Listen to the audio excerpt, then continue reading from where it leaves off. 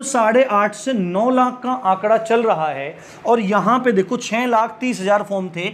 इसकी परीक्षा तीन शिफ्ट में करवाई गई, 9 दिन तक चली, तब जाके पूरा हुआ। तो जब इससे कितना ज्यादा 9 लाख है तो आप सोच के चलो 3 दिन में एग्जाम कैसे करा लेगा भाई, 3 दिन में एग्जाम कैसे। दोस्तों कैसे हैं आप सब, राम जी की पाठशाला में आपका बहुत बहुत स्वागत है। उम्मीद करता हूं आप सब भी अच्छे ही होंगे और आपकी तैयारी भी अच्छी चल रही होगी। मगर आपके मन में पता नहीं कहां से बात आ गई या किन महानुभाव ने आपके मन में ये बात डाल दी कि यूपीएसआई की जो परीक्षा तिथि है वो घोषित हो गई है। और वो घोषित कब हुई है? वो घोषित हुई है 6, 7, 8 नवंबर को। ये प्रश्न अब मेरे दिमाग में कहाँ से आया? मैं कोई अंतर्यामी तो हूँ नहीं कि ध्यान लगाया अरे एकदम से आप मेरे सामने तिथियाँ आ गई।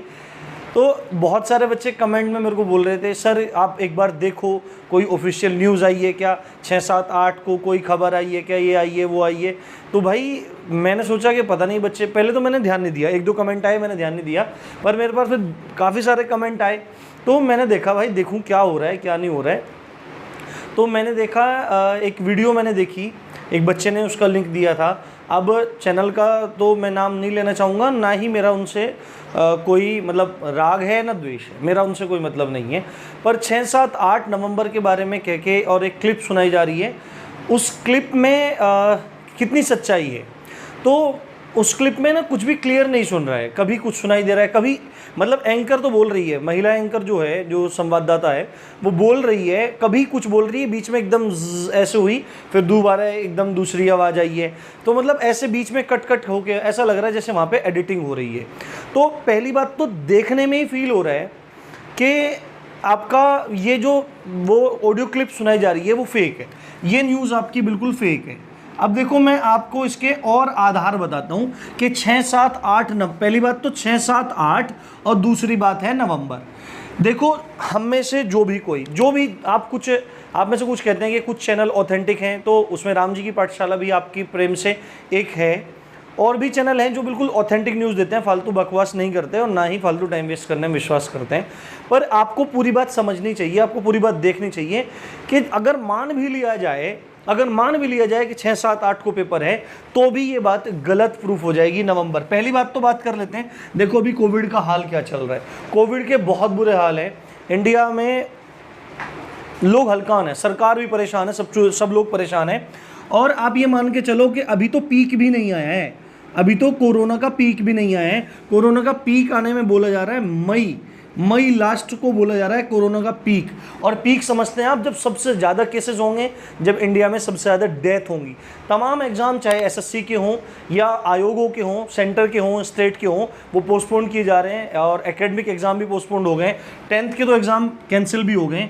तो मई लास्ट, ये देखो मई लास्ट में पीक आएगा। और अभी आपने पीछे पहले देखा था, पिछले वाली जो लहर आई थी, पिछले साल आई थी, वो कब से शुरू माना गया था? मार्च से लॉकडाउन लगा था और उसके बाद वो जून के आसपास खुलना शुरू हुआ और फाइनली वो धीरे धीरे कब तक कम हुआ? अक्टूबर नवंबर तक वो कम हुआ।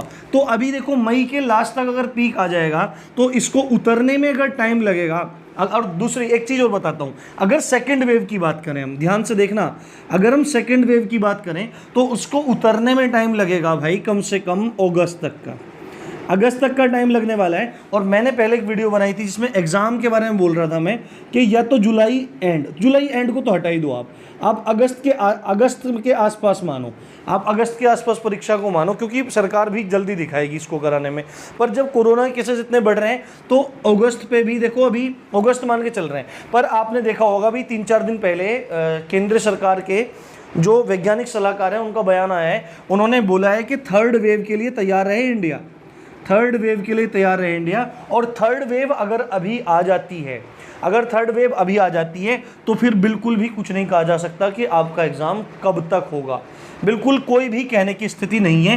तो ये मतलब नवंबर तक होगा, कोई अगस्त बता रहा है, सितंबर बता रहा है। अगर सेकेंड वेव ही रही तो अगस्त तक कुछ हालात बन सकते हैं आपकी परीक्षा होने के, अगस्त तक, ठीक है। और अगर थर्ड वेव जो अपरिहार्य है, आनी ही है, ये बात बोल दी है, आएगी, तो अभी कुछ भी नहीं कहा जा सकता कि आपकी परीक्षा कब होगी। ये बिल्कुल सीधी सच्ची बात है।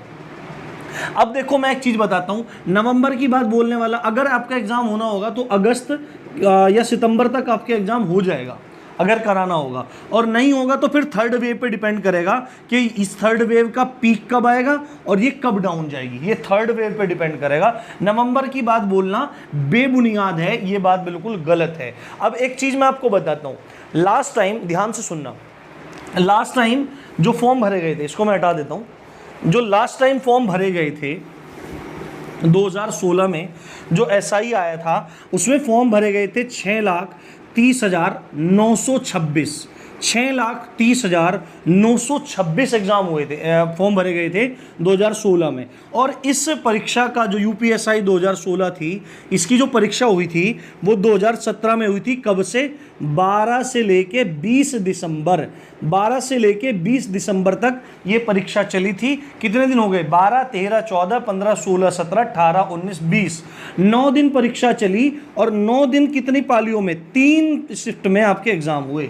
सॉरी, ये 3 लिख दिया मैंने, 1, 2, 3 शिफ्ट में आपके एग्जाम हुए। ये बात आपको पता होनी जरूरी है। और अब देखो लगभग 6,30,000, ये 6,30,000 यानी कि 6,31 फॉर्म भरे गए थे। और आपको पता होना चाहिए, अभी आप में से हाल फिलहाल में कोई फॉर्म भरेगा तो देख लेना अभी तक कितने फॉर्म भरे जा चुके हैं। अभी तक 8.5 से लेके 9 लाख तक फॉर्म भरे गए हैं। 8.5 से लेके 9 लाख के बीच का आंकड़ा अभी फॉर्म भरने का चल रहा है, ये आपको बात पता होनी चाहिए। तो जब 8.5 से 9 लाख का आंकड़ा चल रहा है और यहाँ पे देखो 6,30,000 फॉर्म थे, इसकी परीक्षा तीन शिफ्ट में करवाई गई, 9 दिन तक चली, तब जाके पूरा हुआ। तो जब इससे कितना ज़्यादा 9 लाख है तो आप सोच के चलो 3 दिन में एग्जाम कैसे करा लेगा भाई?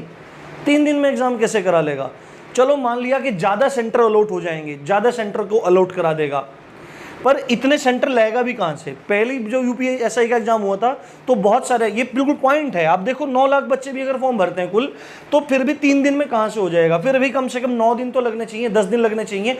और जब और आपने एनटीपीसी के एग्जाम में देखा होगा, फुल कैपेसिटी के साथ बच्चों को नहीं बुलाया गया, अलग अलग कैपेसिटी में बुलाया गया। 50-50% की कैपेसिटी में सेंटर के बुलाया गया था। साथ साथ तो बिठाएगा नहीं, कम से कम एक एक कंप्यूटर छोड़ छोड़ के बिठाएगा। तो आप ये मान के चलो अगर इसमें ही 9 दिन लग रहे हैं तो कम से कम इन 9 लाख का पेपर कराने में कम से कम 20 दिन लगेंगे। तो 6, 7, 8 की तो बात ही गलत हो गई भाई, ये झूठी बात हो गई बिल्कुल। तो इनके चक्करों में भाई नहीं पड़ो आप, मतलब कुछ भी आपको कोई बताता है। मैं फिर बोलता हूँ, मेरा उन भाई से कोई रागत द्वेष नहीं है, अगर वो भी वीडियो देख रहे हैं तो बुरा ना माने, पर तथ्यात्मक बात रखना ही बच्चों के भविष्य के लिए भी अच्छा है। और क्योंकि बच्चों के भविष्य के साथ हम लोगों का भविष्य जुड़ा हुआ है, इसलिए सब बातों को तथ्यात्मक आधार पर सिद्ध करके जब बच्चों तक पहुंचाना चाहिए। और बच्चों, मैं फिर आप कई बार बोल चुका हूं, मेरे दोस्तों, मेरे भाई, जो भी आप मेरे को कहना चाहें, ठीक है, या मैं आपको कहना चाह रहा हूँ, मैं फिर बोल के चल रहा हूँ, जुलाई के एंड तक अपनी तैयारी पूरी कर लीजिए। जुलाई के एंड तक, मई पड़ा है आपके पास, जून पड़ा है, जुलाई, फालतू के वीडियोस मत देखिए और अपना क्या कर लीजिए, आप जुलाई के एंड तक अपना तैयारी पूरी कर लीजिए। उसके बाद आपकी परीक्षा कभी भी हो, इतने तक रिवीजन करते रहिए और अपने सिलेक्शन को पुख्ता कीजिए। तो इसी अच्छी बात के साथ आप देख रहे थे राम जी की पाठशाला, मैं हूँ राम भारद्वाज। जय हिंद, जय भारत।